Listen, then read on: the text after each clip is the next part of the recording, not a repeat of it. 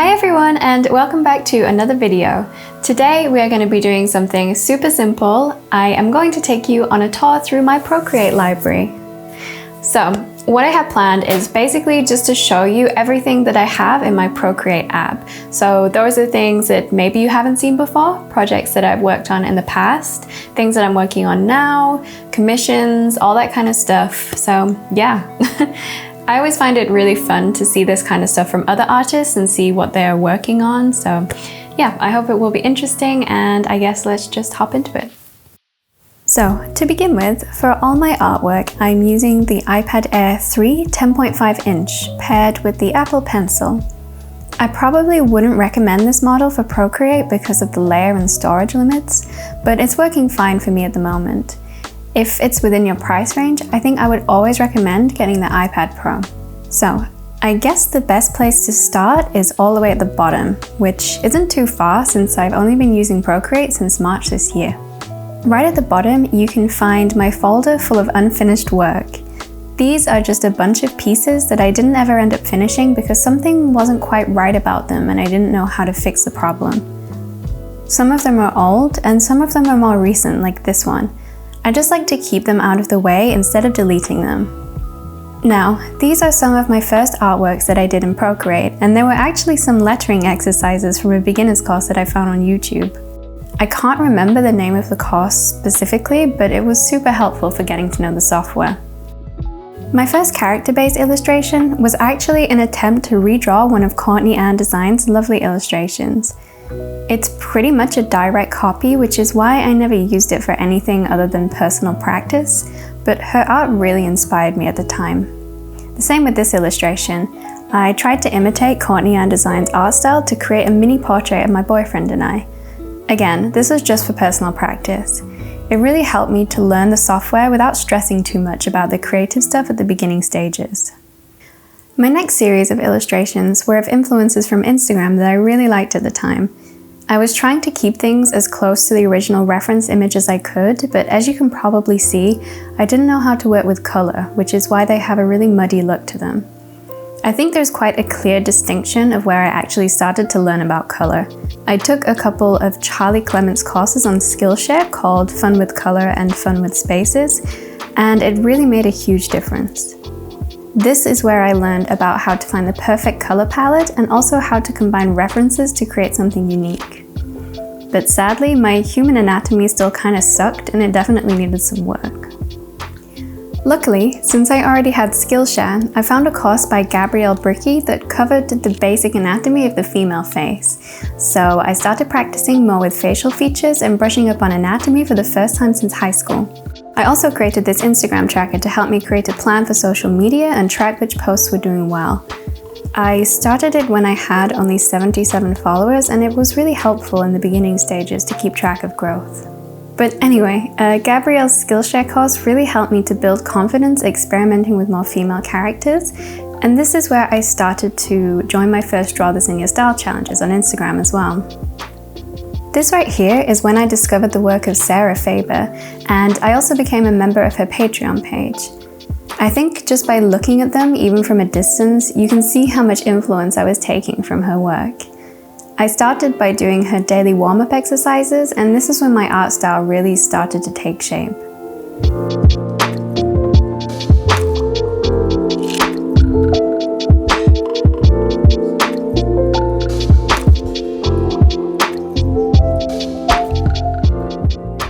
Around this time, I also had the challenge of creating this thumbnail for one of my boyfriend's YouTube videos, and this was my first time attempting both a male portrait and a detailed background. And this was my very first commission, which I did for a lovely couple who were separated long distance due to the pandemic. Even though my art style has changed quite a lot since then, I'm still really proud of this one and had quite a lot of fun making the background. So yeah, these are just some more examples of my work around May time, still taking heavy influence from Sarah Faber. And these are some examples of lettering and symbols that I made for a menu that I was working on for the local gas station. This was a really fun project, and it was really cool to see my design work printed on a physical product for one of the first times. And here is another commission that I worked on in May, this time with a Van Gogh inspired background.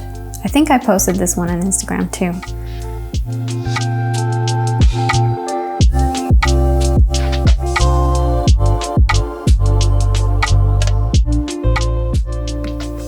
I actually never got round to finishing this next piece, but it didn't make it to the unfinished folder because I think one day I would love to keep working on it.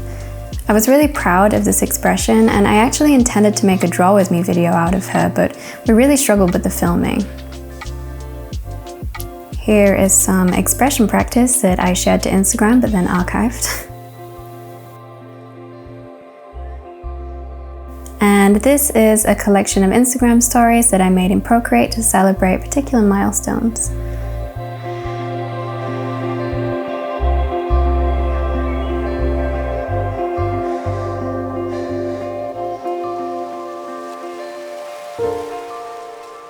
Oh, and of course, here is the trusty Draw This In Your Style that I created to celebrate 1,000 followers. I made her in June, and this was my most successful Draw This In Your Style in terms of entries, even today. And I actually intended to give her a completely different color scheme and more of a gothic vibe, but in the end, I opted for a more natural look. Now I am just going through some old things, such as a video content idea list that I made, some black and white symbols that I created based on a local mountain, and my old commissions information sheet. I'm no longer open for commissions and my prices have changed quite a bit since then, but this is what I used to send to people who inquired about commissions. Oh, and of course this is my old coffee banner as well. Here is another illustration that I shared to Instagram and then archived because I didn't like it. Typical. And this is a sketch sheet that I made using reference photos from Pinterest and some more of my artwork from around July, I think. You'll probably recognize some of these pieces if you follow me on Instagram. This is another commission that I did for a client inspired by a character from the show Supernatural. And here is yet another commission that I did at roughly the same time for a client that needed some avatars for her Twitch streaming venture. I think by now I was practicing enough that my art style had subtly evolved away from that Sarah Faber style and was becoming something a little bit more unique. I was using more textures, I was feeling more daring with the poses, and I had quite obvious color palette preferences as well. I experienced a lot of growth on Instagram at this stage and started playing into current trends a little more by creating more Draw This In Your Style challenges, redrawing Disney characters such as Maid Marian and Nala, and I also helped host a drawing event like the Modern Muses Challenge with a weekly prompt for people to join in with. I think I was also becoming more confident with my sketches too and more willing to share them as part of my posts. Now time for YouTube. I made my first video in August and created all the graphic elements and text in Procreate, which is something I still do now, so there are quite a few folders full of Procreate elements from my YouTube videos that you'll probably see. And here is my redraw of the Disney character Lady, and another color variation that I created but never posted. Now this is just a small collection of YouTube thumbnails and some more art that I created for the Modern Muses Challenge. I also made some stuff for a potential Class 101 course, but I decided that it wasn't really the right time for it, so we scrapped the whole thing.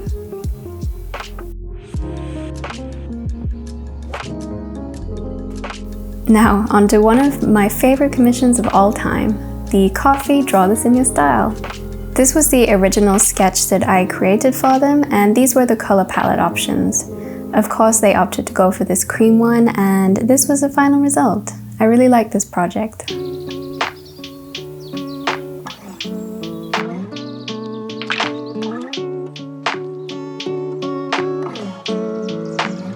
And here is my modern version of Miss Mona Lisa, which actually became one of my best received posts so far. I think it has almost 20k likes on Instagram. This was my original sketch for it, so yeah, that's fun. Oh yeah, and I almost forgot about this. My boyfriend was using Procreate for a while to practice drawing for fun, and this is a small collection of the stuff he made. I love his little polar bear, I think it's so cute.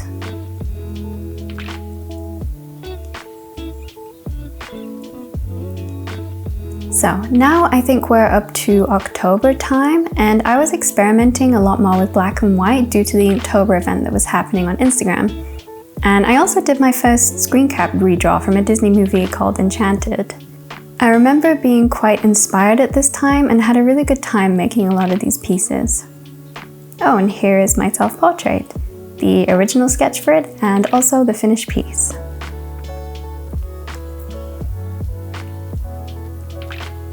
And here is the drawing that I created for my Draw With Me video. If you want to see the process behind this, you can go check out that video on my YouTube channel as well.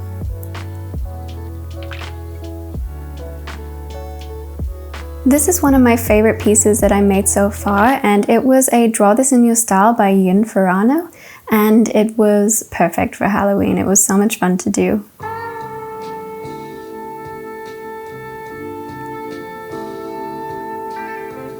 These are some sphere studies that I have been doing recently to practice. I am currently following a Domestika course about color and light, and I will actually leave a link in the description so that you can check it out for yourself. I haven't finished the course yet, but it's been really good so far.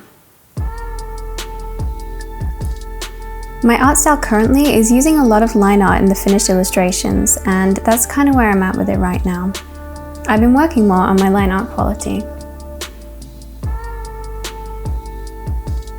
This is a Draw This in Your Style and artist support post that I made recently. I actually had an idea to create a blue variation, but I decided against it and went for the green instead.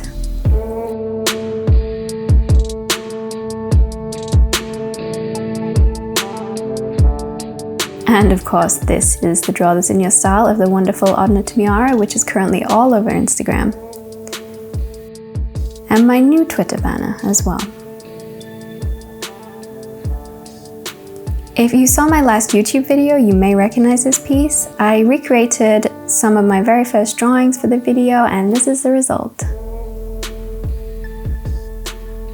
And these are actually some of my recent pieces that I'm actually quite proud of. My anatomy is definitely getting a whole lot better than it used to be, and I find that I am way less frustrated when I'm drawing. There was a time when I didn't know how to effectively convey what I had in my head onto the canvas, and that was a really tough time. I still experience this, but much less often than I used to.